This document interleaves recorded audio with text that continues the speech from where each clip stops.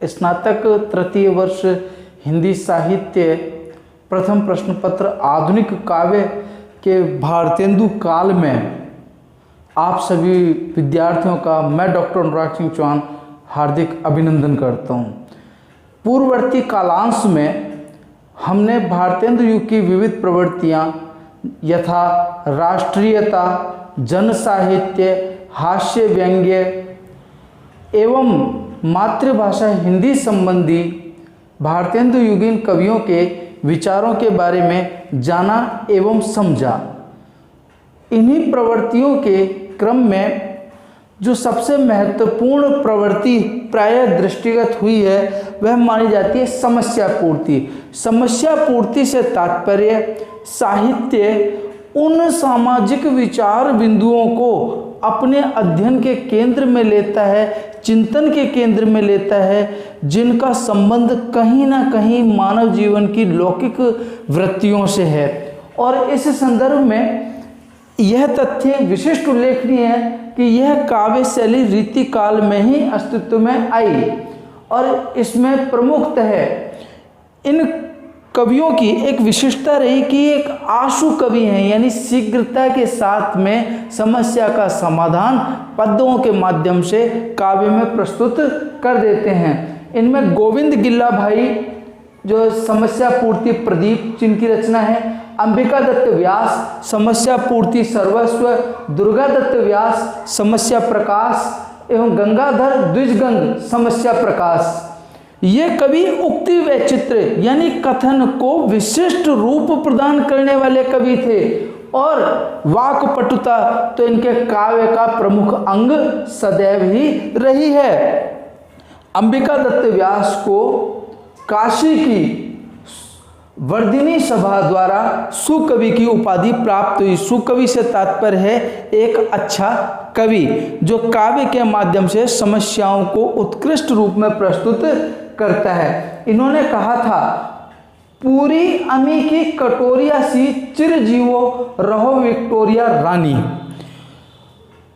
Victoria रानी के बाह्य व्यक्तित्व को देखते हुए ये इनके स्वास्थ्य एवं दीर्घायु मंगल जीवन की कामना करते हैं, साथ ही उनसे अपेक्षा रखते हैं कि ये निरंतर भारत के विकास में अपना योगदान दें।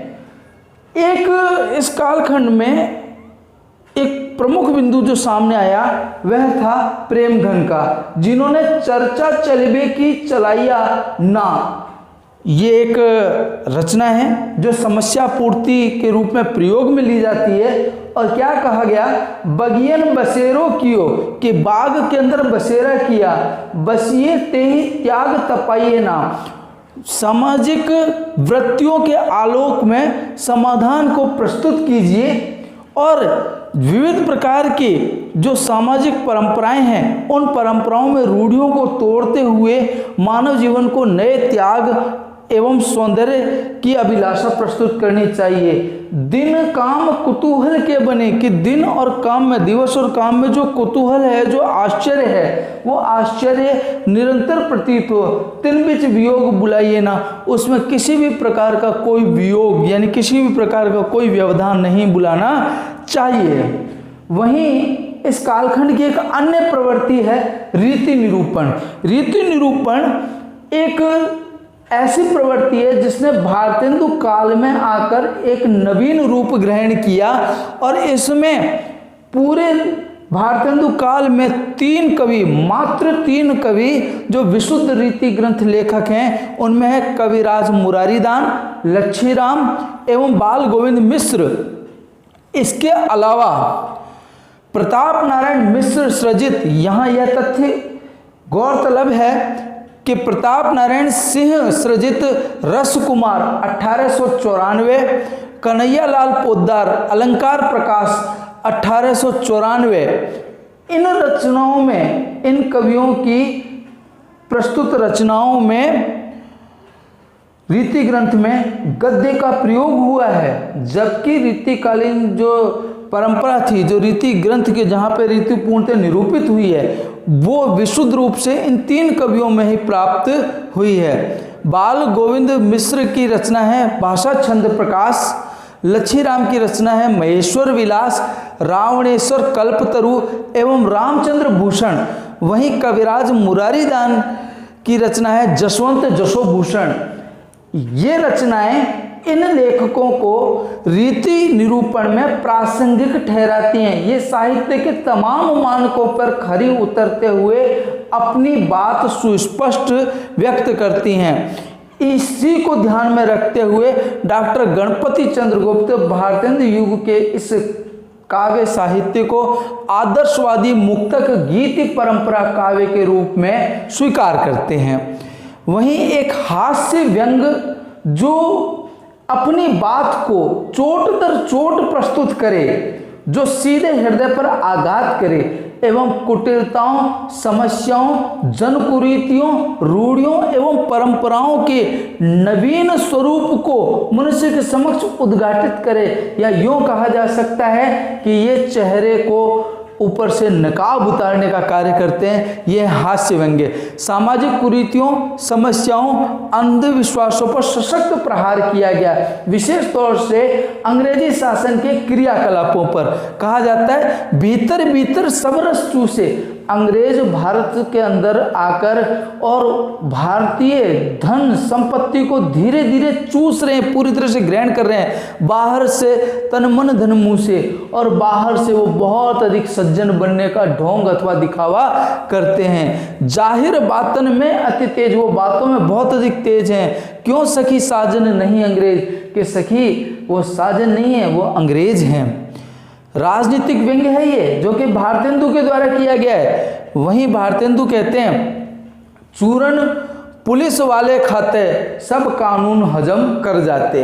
यह सभी जने जानते हैं कि प्रत्येक विभाग के अंदर अच्छे लोग भी होते हैं, बुरे लोग भी होते हैं। जो अच्छे लोग हैं वो समाज से गंदगी को दूर करने का प्रयास करते हैं, और बुरे लोग प्रत्येक कालखंड में रहे हैं, वे निस्संदेह सामाजिक समस्याओं के जन्मदाता हैं। वे शोषण करते हैं, अन्य गलत परंपराओं को जन्म देते हैं। ऐसे ही एक पुलिसिया विभाग के ऊपर भारतेंदु ने ये टिप्पणी की है।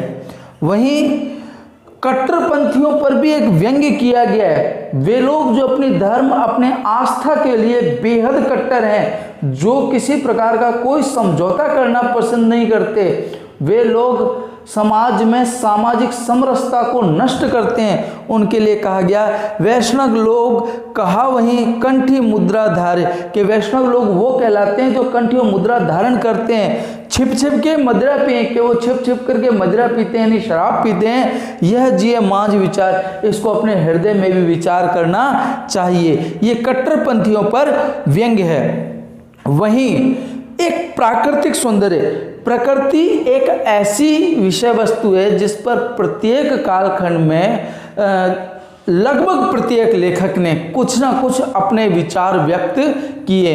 वो स्पष्ट रूप से प्रकृति के उद्दीपन रूप को, आलंबन रूप को केंद्र में रखते हुए अपने विचार व्यक्त करते हैं। लेकिन यहाँ यह तथ्य उल्लेखनीय है कि अंबिका दत्त व्यास, श्रीधर पाठक, भारतेंदु एवं जगमोहन सिंह, ये भारतेंदु युग के वे ग्रंथकार हैं, वे साहित्यकार हैं जिन्होंने प्राकृतिक सौंदर्य को नवीन रूप अथवा पोषण प्रदान किया। इन्होंने वनस्थली का वर्णन किया, यानी वनस्थली से तात्पर्य है जो आसपास जो पुष्प वगैरह हैं, जो पेड़ पौधे हैं, उनसे घिरे रमणीय स्थान को सूक्ष्म निरीक्षण किया। इन्होंने प्रकृति में घटने वाले प्रत्येक सूक्ष्म से सूक्ष्म परिवर्तन को इन्होंने अभिभूत किया। सुंदर दृश्य विधान, प्रकृति में कहीं बादल है, कहीं इंद्रधनुष है, कहीं पुष्प मुस्कुरा रहे हैं, कहीं हरियाली का रूप सामने आ रहा है। इन सभी रूपों का विश्लेषण सुंदर दृश्य विधान के अंतर्गत इन्होंने किया है, और ये भारतेंदु युगीन प्रकृति चित्रण के प्रमुख अंग रहे हैं। देखिए, घिर घिर आए बादल छाए, कि घिर घिर करके बादल आते हैं और बादल छा रहे हैं। रिमझिम जल बरसे, और रिमझिम जो जल है वो बरस रहा है।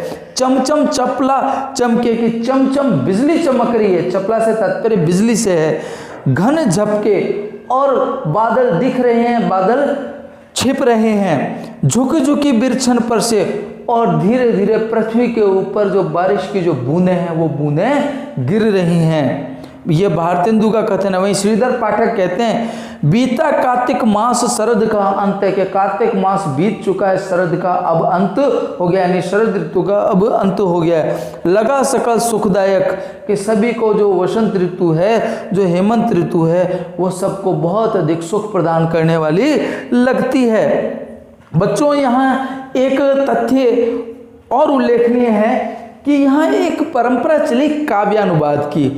काव्यानुवाद में प्रमुख जो चीज़ है वो है मूल भाषा, जिसे आप मूल स्रोत के नाम से जानते हैं, और जिसका अन्य भाषा में अनुवाद किया जाता है या जिसमें अनुवाद प्राप्त किया जाता है उसे हम लक्ष्य भाषा अथवा स्रोत भाषा के नाम से जानते हैं। तो यहाँ पे जो मूल जो कृतियाँ हैं, जैसे कोई संस्कृत एवं अंग्रेजी काव्य रचनाओं के जो श्रेष्ठ अनुवाद हैं उनको हिंदी भाषा में इन्होंने परिवर्तित किया है। ठाकुर जगमोहन सिंह ने ऋतुसंहार, मेघदूत, शीलन का बंदी, ये जो रचना है शीलन का बंदी, ये प्रायः कर प्रतियोगी परीक्षाओं में पूछी जाती है। वहीं श्रीधर पाठक एकांतवासी योगी 1886 में जो प्रकाशित हुई, उजड़ ग्राम जो कि 1889 में, एवं भारतेंदु हरिश्चंद्र द्वारा तदीव सर्वस्व और भक्ति सूत्र वैजयंती, उपरोक्त रचनाएं काव्य की विशिष्ट अनुभूतियों को व्यक्त करती हैं और ये बताती हैं कि काव्य अथवा साहित्य प्रत्येक कालखंड में प्रत्येक भाषा में सृजित है। अत्यधिक पाठकों तक अपनी बात पहुंचाने के लिए ये लेखक वर्ग इसका अनुवाद करते हैं। आज अनुवाद एक विधा के रूप में प्रतिष्ठित हो गई है, किंतु यह तथ्य भी उल्लेखनीय है कि ये जितनी भी काव्य परंपराएं रहीं, इन काव्य परंपराओं ने मानव मन में नवीन संवेदनाओं का संचार किया। हम अगले कालांश में, जो कि भारतेंदु युग का तृतीय कालांश है, उस कालांश में हम कला, भाषा एवं विविध पक्षों का विश्लेषणात्मक अध्ययन करेंगे। धन्यवाद।